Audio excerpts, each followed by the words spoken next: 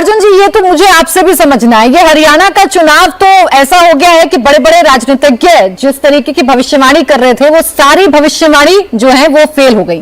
क्या इसके पीछे कांग्रेस का ओवर कॉन्फिडेंस, राहुल गांधी का गोल गोल जलेबी बनाना, ये सब कुछ भारी पड़ गया कांग्रेस पर? देखिए, शुरुआत यहीं से करते हैं, जैसे बात बोल रहे थे अभी कि भारतीय जनता पार्टी एक संगठन के तौर पे काम करती है, उनका एक ऑर्गेनाइजेशन स्ट्रक्चर है, हर किसी के पास अपने रोल्स और रिस्पॉन्सिबिलिटीज हैं, वो करने ही पड़ेंगे उनको, वो उनका मैंडेट है, वो उनका प्री रिक्विजिट है पार्टी के अंदर अपना लॉयली काम करने का। इन कॉन्ट्रास्ट कांग्रेस पार्टी पूरे चुनाव के अंदर डिवाइडेड हाउस था, तो चाहे हुड्डा का आप देख लीजिए, कुमारी शैलजा देख लीजिए, किसी और के साथ गठबंधन बनाना देख लीजिए, किसी भी तरह का यूनाइटेड स्टैंड लेना, उस सब के अंदर कांग्रेस पार्टी मिसिंग थी। एक और चीज चुनाव के दौरान ये हो गई थी, जो हम ओवर कॉन्फिडेंस की बात करते हैं, उस ओवर कॉन्फिडेंस को आप ये समझिए कि शायद ऐसी एक स्थिति आ गई थी कि लोग कांग्रेस के अंदर लोकदल या लठ दल देखने लगे थे। वो ये समझने लग गए थे कि जाट लीडरशिप आ गई और उस जाट लीडरशिप ने न जाने क्या कर देगी प्रदेश के अंदर। इन कॉन्ट्रास्ट प्रधानमंत्री नरेंद्र मोदी का अगर आप लीडरशिप देखें 2014 से जब वो नेशनल स्टेज पर एलिवेट हुए हैं, कंसिस्टेंटली चुनाव इस बात पर नहीं लड़ा गया कि कौन किस जेंडर का है, कास्ट नहीं समझा गया, कास्ट के बेसिस पर एनालिसिस नहीं करा गया, या जेंडर नहीं सोचा गया, एज नहीं सोचा गया।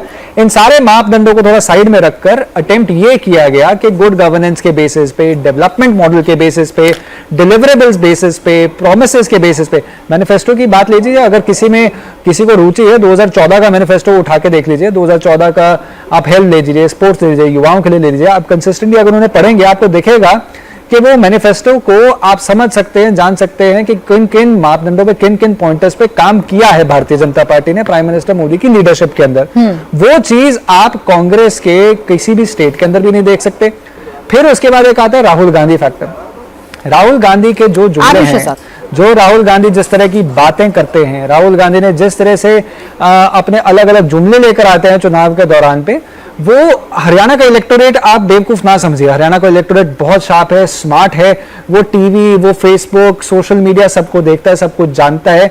चौधर की लड़ाई हरियाणा के अंदर पुरानी रही है। हर किसी के लिए राजनीति, पॉलिटिक्स स्टडी करना एक बहुत इंटरेस्टिंग, उनके लिए वो एंड ऑफ द डे अपने आप को रिफ्रेश करने के लिए वो पॉलिटिक्स देखते हैं। तो लोग हरियाणा का इलेक्टोरेट अच्छे से जानता है, अच्छे से समझता है और ये सारी चीज ऑब्जर्व कर रहा होता है। इंटरेस्टिंग तो बनाया राहुल गांधी ने, जो अपने बयान राहुल गांधी ने दिए उससे कोशिश तो की कि चर्चाओं में कांग्रेस बनी रहे, और ऐसे ही बयान शहजाद पूनावाला जी आपके सामने भी रख रही हूँ। नहीं, मेरे ख्याल से राहुल गांधी के उन सारे बयानों की वजह से नुकसान पहुंचा, प्रवोक हो गए इनके। अब देखिए, जो बयान शहजाद पूनावाला जी राहुल गांधी दे रहे थे, आप उनकी पूरी की पूरी टीम दे रही थी। जब से लोकसभा का चुनाव राहुल गांधी की लीडरशिप में लड़ा गया, राहुल गांधी ने अच्छी सीटें हासिल की, वो हरियाणा में भी दोहराया गया, हमने मोदी को साइकोलॉजिकली तोड़ दिया।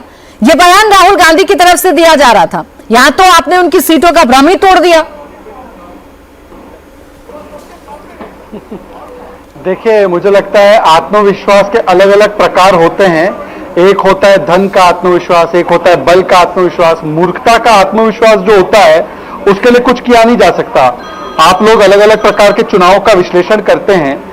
दुनिया के और किसी भी देश में ऐसा इतिहास नहीं हुआ जहां लोकतांत्रिक प्रक्रिया है, जहां पर एक पार्टी का नेता 3 लोकसभा चुनाव हराने के बाद या 3 जनरल इलेक्शन हराने के बाद अभी भी नेता के रूप में काबिज है।